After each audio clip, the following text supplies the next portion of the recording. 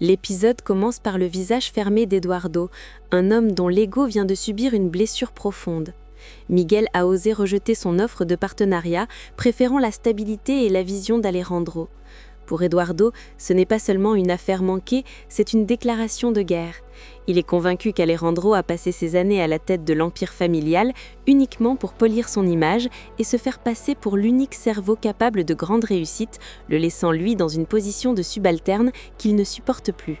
La haine qu'il nourrit dépasse désormais le cadre professionnel. Dans l'intimité d'une pièce où le complot prend vie, Eduardo lâche une vérité glaçante. Si le sabotage de l'avion avait fonctionné comme prévu, Alejandro ne serait plus de ce monde. Mais puisque son frère semble avoir conclu un pacte avec la chance, Eduardo change de tactique. Il décide de le frapper au cœur, là où la douleur est la plus vive. Son plan ne vise pas directement l'intégrité physique de Sofia, mais plutôt la stabilité émotionnelle du couple. Il veut exploiter la jalousie maladive d'Alejandro et fragiliser cet amour qu'il juge trop parfait pour être vrai. Eduardo se prépare à orchestrer une chute monumentale en manipulant Rebecca, en utilisant l'assistant d'Alan et en piégeant le pauvre Luis dans ses filets.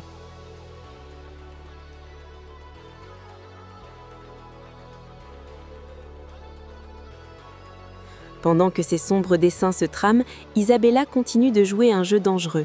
Sous le vernis d'une discussion professionnelle sur la gestion hôtelière et les stratégies de relance, elle tente de s'immiscer à nouveau dans le quotidien d'Alejandro. Elle parle de chiffres, de rénovation et d'études de marché, mais ses yeux trahissent une soif de reconquête que rien ne semble pouvoir étancher. Alejandro n'est pas dupe. Il reste distant, presque glacial, lui rappelant fermement que l'incident dont Sofia a été victime n'avait rien d'un hasard, malgré les dénégations d'Isabella. Il finit par poser un ultimatum émotionnel. Il est épris de Sofia et rien, absolument rien, ne le fera changer d'avis. Il conseille même à Isabella de chercher le bonheur ailleurs, auprès d'un homme qui saura l'estimer à sa juste valeur. Blessée mais toujours combative, Isabella masque son dépit derrière un masque de compréhension fin, tout en laissant planer un avertissement sinistre. Sa patience a des limites, et si l'équilibre venait à rompre, elle pourrait devenir une menace qu'Alejandro n'a pas encore imaginée.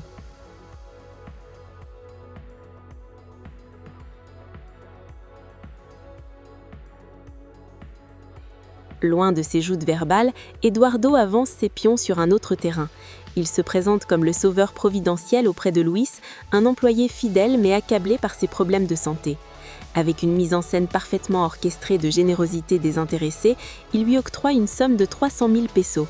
Officiellement, c'est un prêt sans intérêt de la part de la compagnie pour financer l'opération chirurgicale qui permettrait à Luis de retrouver l'usage de ses jambes. Luis est submergé de l'émotion, voyant en Eduardo un véritable ange gardien. Il ignore que cet argent est en réalité une chaîne invisible. Eduardo sait que la gratitude est l'un des leviers de manipulation les plus puissants. Il a désormais un homme qui lui est redevable de sa vie entière et qui exécutera ses ordres sans poser de questions, le moment venu.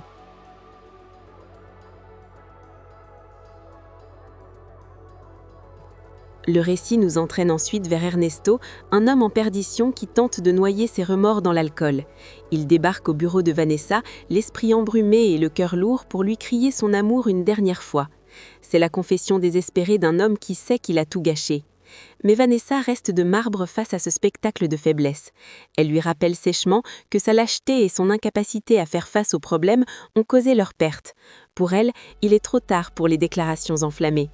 Ernesto se retire, brisé, annonçant son intention de quitter la région pour échapper à l'influence toxique d'Eduardo, tout en emportant avec lui des secrets qui pourraient s'avérer explosifs s'ils tombaient dans des mauvaises mains. Au milieu de cette tourmente, le comportement de Rebecca devient de plus en plus inquiétant. Lors d'un moment de réunion familiale, elle semble porter le poids du monde sur ses épaules. Ses excuses répétées auprès de son père et de Sofia sonnent comme un testament préventif. Elle affirme qu'elle veut que tout le monde soit heureux, mais son regard fuyant trahit une angoisse profonde.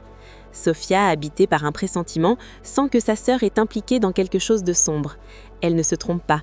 Eduardo tire les ficelles, obligeant Rebecca à vider ses comptes et à jouer l'espionne au sein de la résidence d'Alejandro pour surveiller leurs moindres faits et gestes. L'orage éclate finalement quand Alvaro tombe sur une sacoche dissimulée contenant une importante somme d'argent. Prise au piège, elle improvise une mensongerie spectaculaire pour se sortir d'affaire. Elle prétend qu'Ernesto l'a fait chanter et qu'il menace de les dénoncer pour un prétendu détournement de fonds lié à son projet si elle ne lui remet pas cet argent. Elle se fait passer pour la victime sacrificielle qui tentait simplement de protéger son couple. Alvaro, aveuglé par l'inquiétude, ne réalise pas qu'il est en train d'être manipulé par celle qu'il aime, elle-même soumise à la volonté d'Eduardo. Pendant ce temps, dans un contraste saisissant, Luis et Malena se laissent emporter par une vague d'espoir. Le financement de l'opération est une réalité et ils voient déjà un avenir radieux se dessiner.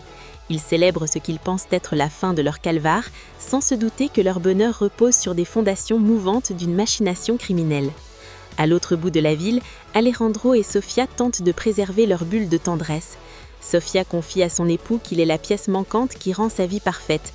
Mais alors qu'ils s'embrassent, les ordres d'Eduardo pour le transfert définitif des fonds sont déjà en cours d'exécution.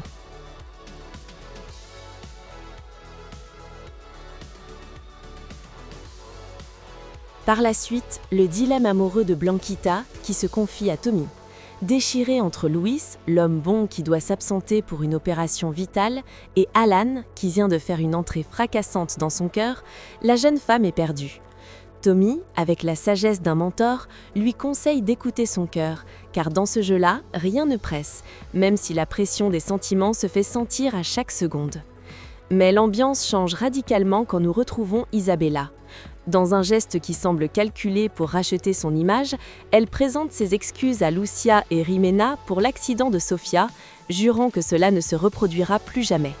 C'est alors que Lucia lâche une bombe, elle a décidé de quitter la demeure des Noriega pour retourner chez elle. Elle explique vouloir construire une relation plus saine et plus accessible avec Sofia, loin de la tension constante du manoir, une décision qui laisse Isabella et Jimena stupéfaites et visiblement contrariées. Pendant ce temps, un échange surprenant a lieu entre Vanessa et Sofia. Vanessa, d'ordinaire si froide, interroge Sofia sur son silence de la veille. Pourquoi n'a-t-elle pas profité de l'occasion pour dénigrer Isabella et Jimena devant Miguel ? La réponse de Sofia est désarmante de sincérité. Elle n'a fait que dire la vérité sur l'autel, car elle refuse d'être l'ennemie de la famille. « J'aime ton frère, je serai toujours là pour lui et pour vous tous », affirme-t-elle, marquant un tournant possible dans la perception que Vanessa a de sa belle-sœur. Au même moment, Alejandro rencontre Luis pour la première fois. Impressionné par le talent du jeune homme, Alejandro lui accorde sans hésiter la permission de s'absenter pour son opération, ignorant encore que le financement de cette intervention est le fruit d'une machination d'Eduardo. Mais le véritable drame se joue dans l'ombre. Rebecca, agissant comme un agent double, retrouve Ernesto. Ils ont l'argent, une somme colossale qu'ils comptent partager pour fuir loin d'Eduardo. Ernesto rêve de s'évader vers le sud, peut-être au Chiapas, et propose même à Rebecca de l'accompagner pour commencer une nouvelle vie. Cependant, le destin est cruel. Alors qu'Ernesto s'apprête à partir, Rebecca, rongée par la culpabilité ou la peur, finit par le trahir. Elle l'attire dans un piège où Eduardo l'attend de pied ferme. La confrontation est glaciale.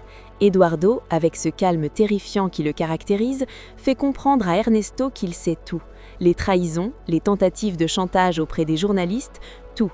Plutôt que de l'éliminer physiquement, Eduardo choisit une torture plus psychologique. Il force Ernesto, sous la menace, à rédiger une lettre d'aveu et de pardon destinée à Vanessa et sa mère, dans laquelle il doit jurer qu'il a menti sur l'infidélité de sa femme. C'est le prix de sa liberté et de l'argent. Écrit et disparaît à jamais, ordonne Eduardo, scellant le sort d'Ernesto qui n'est désormais plus qu'un homme brisé.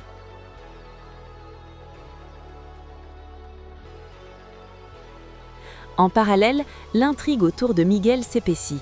Il réveille à Alejandro qu'Eduardo l'a approché en secret pour monter une entreprise concurrente, une trahison fraternelle qui ne surprend qu'à moitié Alejandro, mais qui le blesse profondément.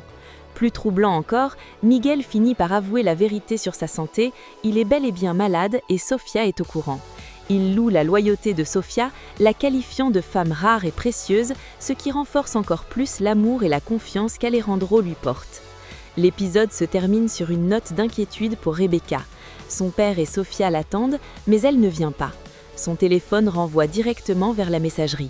Elle est emmenée par Alvaro vers La Paz, un voyage forcé qui ressemble à un retour aux sources imposées pour lui remettre les idées en place.